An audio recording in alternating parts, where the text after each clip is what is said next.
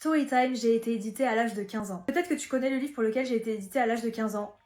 Le voilà, Funplay. Donc pour la petite histoire, j'ai publié Funplay sur Wattpad en 2015 quand j'avais 14 ans. Au moment où j'ai commencé à publier Funplay, ça faisait déjà plusieurs années que je publiais mes textes sur les réseaux sociaux, surtout sur Facebook, et j'avais commencé à me créer un petit lectorat. Mais c'est vraiment avec Funplay que mon nombre de lecteurs a explosé. Donc pour la petite histoire, j'ai commencé à publier Funplay en février 2015 sur la plateforme. Vraiment, j'avais aucun plan en tête. J'avais juste eu une idée comme ça qui me plaisait, j'avais publié sans trop me poser de questions, je me suis dit on verra bien si ça plaît. Et là, truc de fou, très vite, ça a pris, j'ai eu plusieurs centaines de likes en quelques heures, ça m'était jamais arrivé alors que comme je l'ai dit, ça faisait des années que je publiais mes textes sur les réseaux. Donc là je me suis dit il y a vraiment quelque chose à faire et j'ai commencé à publier des chapitres et puis l'engouement en fait continuait de chapitre en chapitre et j'avais de plus en plus de lecteurs. Pendant des mois, je suis restée numéro 1 de la catégorie fanfiction, ce qui m'a donné une visibilité de fou. Les semaines passent et je finis par terminer l'histoire, donc on est au mois de juin 2015, et tout le monde est hyper triste, moi y compris, et mes lecteurs me disent mais Morgane, cette histoire on l'adore, on veut l'avoir en papier.